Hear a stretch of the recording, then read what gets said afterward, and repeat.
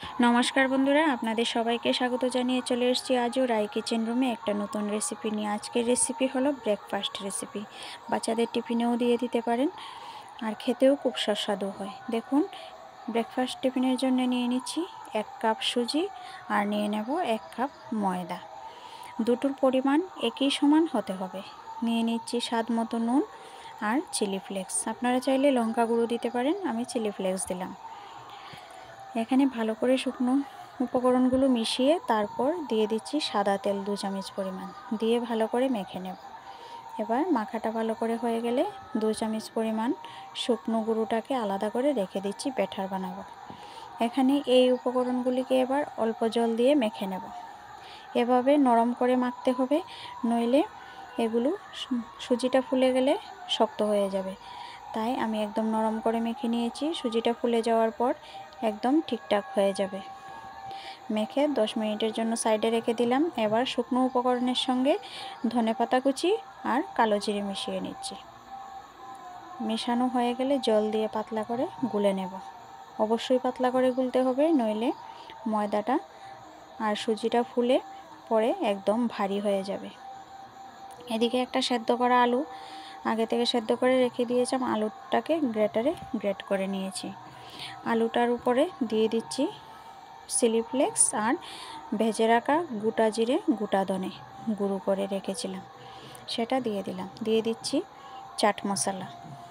এবার ধনেপাতা কুচি আর নুন সব কিছু দিয়ে ভালো করে এটাকেও মেখে নেব।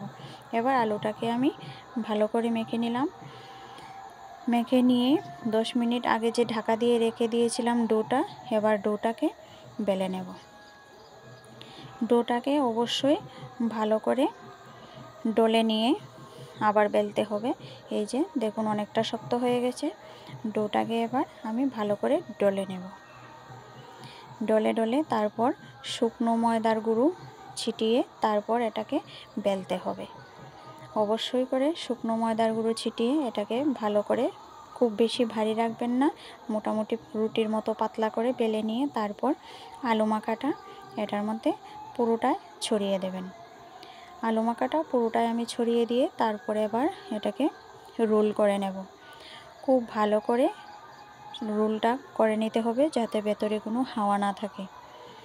এইভাবে রোলটা করে চেপে চেপে আমি পুরোটা বসিয়ে দিচ্ছি। এবার সবশেষে আগে থেকে গুলে রাখা যে ব্যাটারটা ছিল সেই ব্যাটারটা লাগিয়ে নেব।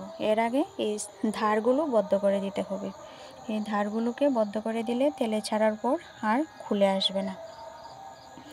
দুটো ধারই আমি ভালো করে বদ্ধ করে দিচ্ছি। এবার আগে থেকে গুলে রাখা ব্যাটারটা এই সাইডে লাগিয়ে নিচ্ছি, তাহলে তেলে দিলে ছেড়ে যাবে না, নইলে ছেড়ে আসার একটা ভয় থাকে। এবার এটাকে ভালো করে বদ্ধ করে দিয়ে আমি একটা ছুরির সাহায্যে কেটে নিচ্ছি। এভাবে পাতলা পাতলা করে কাটতে হবে, খুব বেশি পুর করে কাটা যাবে না, তাহলে ভাজা হবে না। এদিকে সবকটা আমি এভাবে কেটে নিয়েছি। এবার ব্যাটারে ডুবিয়ে ডুবিয়ে আমি সবকটা এই টুকরোগুলিকে ভেজে নিচ্ছি। এই যে স্লাইস করে কেটে রাখা টুকরোগুলো এবার সবকটাকে এভাবে উল্টে পাল্টে আমি লাল করে মুচমুচ করে ভেজে নেব। অনেকটা সময় নিয়ে ভাজতে হবে আর একদম লো স্টিমে ভাজতে হবে, নইলে পুড়ে যাবে। তাহলে দেখুন, ভাজার পর একদম ভেতরটা আলু মাখাটা নরম আর বাইরের সুজি ময়দাটা একদম মুচমুচে খাস্তা, আর খেতেও খুব সুস্বাদু হয়।